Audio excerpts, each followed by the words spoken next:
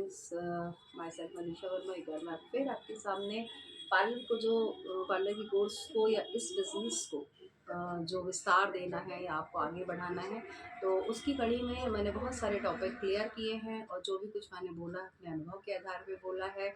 और मैं चाहूँगी कि आप उन पे कमेंट करें ताकि मुझे समझ में आए कि जो मैंने बोला है उससे आप कितना सहमत हो, और यदि आप चाहते हैं कि कुछ और चीज़ें क्लियर करूँ तो आप टॉपिक मुझे दीजिएगा, मैं उसके बारे में विस्तार से बताऊँगी।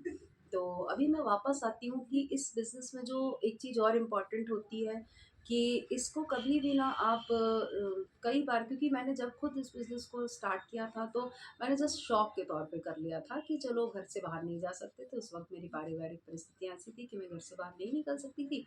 तो मैंने इस बिज़नेस को शौक के तौर पे अपनाया, तब इतना कॉम्पिटिशन नहीं था। अच्छा काम चल गया, अच्छा रहा, सब कुछ अच्छा था। ईश्वर की दया से हम आगे बढ़े, अच्छे स्टूडेंट्स मिले और मेरे बहुत सारे स्टूडेंट्स बहुत अच्छे लेवल पे काम कर रहे हैं और अच्छे मेकअप आर्टिस्ट हैं, और ये देखने और जानने के बाद मुझे भी बहुत खुशी होती है। तो इसमें मेरे साथ कई बार क्या हुआ, कुछ ऐसे बैकग्राउंड के लोग आए जिनके साथ मुझे खुद लगा कि यार उनको शायद सिखा पाना कभी कभी स्टूडेंट के लिए भी चैलेंज होता है, क्योंकि यदि होशियार बंदा है, सारी चीज़ें अच्छी हैं तो बहुत आसान होता है उसको करा पाना। लेकिन जब खुद कोई चैलेंजों से जूझ रहा हो ना, तो उसको सिखाना, एक तो सिखाना, फिर उसको उसके जो चैलेंजेस आते रहते हैं उससे ओवरकम कराना थोड़ा सा मेरे ख्याल से अपने लिए भी एक चैलेंज हो जाता है। तो और मेन चीज़ होती है फीमेल्स के अंदर, यदि वो मैरिड रहती है ना, तो उनके अंदर एक डिसीजन पावर की कमी हमेशा होती है। और मुझे लगता है महिलाओं में, हम भारतीय महिलाओं में तो डिसीजन मेकिंग की बहुत ज़्यादा कमी होती। हम इतना डिपेंड होते हैं ना अपने निर्णयों को लेकर दूसरों के ऊपर। अनमैरिड है तो आपको आपके भाई से पूछना, आपके पिता से पूछना, आप मैरिड है तो आपको अपने पति से पूछना।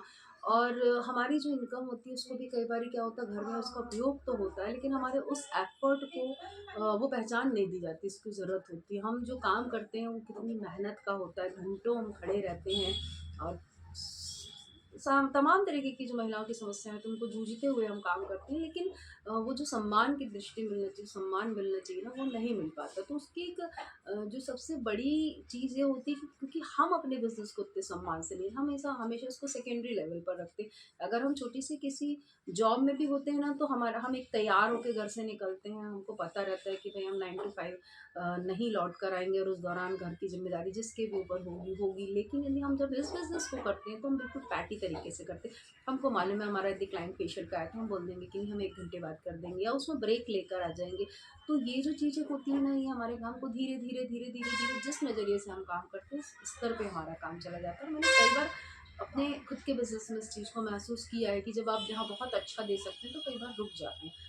पहले तो एक डिसीजन लीजिए कि आप किस रूप में काम करना चाहते हैं। आप मैरिड हैं, आप अनमैरिड हैं, कुछ भी हो, कोई फ़र्क नहीं पड़ता, लेकिन आपको अपने काम को बहुत गंभीरता से लेना पड़ेगा। और उस दूसरी बात है कि उसके बाद को खुद समझना, दूसरों को भी समझाना है कि यदि मैं इस दौरान काम करूँगी तो इतनी बीच में मैं आपको अवेलेबल नहीं हूँ। वो चीज़ें जो पीछे मेरे छूटेंगी वो घर वालों को देखना पड़ेंगी। क्योंकि ये जो बटा हुआ व्यक्तित्व होता है ना, ये आपके काम के कंसंट्रेशन को भी बाँटता है। फिर जब आप कंसंट्रेट होके काम नहीं कर पाते हैं तो आपका क्लाइंट भी खराब होता है, क्योंकि ये तो 100% देने का बिज़नेस, आपके क्लाइंट को थोड़ी ना पता कि हम किस परिस्थितियों से निकल के काम कर रहे हो, या आप मेकअप आर्टिस्ट के तौर पे आए हो, आपने 3 घंटे में एक ब्राइड को तैयार किया है, लेकिन इसके बाद जाके आपको क्या करना है, इसके पहले आप क्या करके आए हो, ये बातें सिर्फ़ आपको पता होती है। तो जब आप इस बिज़नेस को अपनाओगे तो बहुत अच्छे से डिसीजन लेना कि आप इसको 5 साल बाद कहाँ देखना चाहते हो, 10 साल बाद कहाँ देखना चाहते हो। कई उतार-चढ़ाव इस बिज़नेस में आएँगे, कई बार आपको लगता है कि ट्रेंड्स भी चेंज होते हैं, तो खुद को तैयार भी करना पड़ता है। मुझे लगता है कि ये बिज़नेस एक ऐसा बिज़नेस है कि यदि आप कलेक्टर भी बन जाओ, तो एक निश्चित पढ़ाई के बाद आप पूरी उतनी ही पढ़ाई से पूरी ज़िंदगी भर आप एक कलेक्टर रह सकते हो। लेकिन ये फ़ील्ड एक ऐसा है कि आपको बार-बार अपडेट होना पड़ता है। जो भी चीज़ नई मार्केट में आएगी, यदि आपने नहीं सीखी, आपने इम्प्लीमेंट नहीं की, तो सीधी-सी बात, आप डिफीट हो जाओगे, आप पीछे हो जाओगे। तो सबसे पहली चीज़ तो है कि अपडेट होना, और अपडेट होने के लिए, आगे बढ़ने के लिए डिसीज़न की ज़रूरत पड़ती है। और फीमेल्स हमेशा क्या करती हैं इस मामलों में, दूसरों पर आधारित होती है कि मैं पति से पूछ कर बताऊँगी, मैं पिता से पूछ कर बताऊँगी। नहीं, ये पैसा जो है वो घर में काम आने वाला है, आपके काम आने वाला है। तो बहुत ज़रूरी है कि जितना हम अपने घर के मेल्स के काम को इम्पोर्टेंस देते हैं और उनके प्रति अपनी ज़िम्मेदारी को हम ईमानदारी से निभाते हैं, तो कोई आपके काम के प्रति ज़िम्मेदार हो ना हो, आप खुद ज़िम्मेदार हो। अपना डिसीज़न लो, अपने डिसीज़न पे खड़े रहो और डिसीज़न मेकिंग इतनी इम्पोर्टेंट है कि यदि आपने आपके काम के दौरान उस अपनी क्षमता को डेवलप कर लिया ना, तो आजीवन वो आपको काम आएगी, हर जगह काम आती है।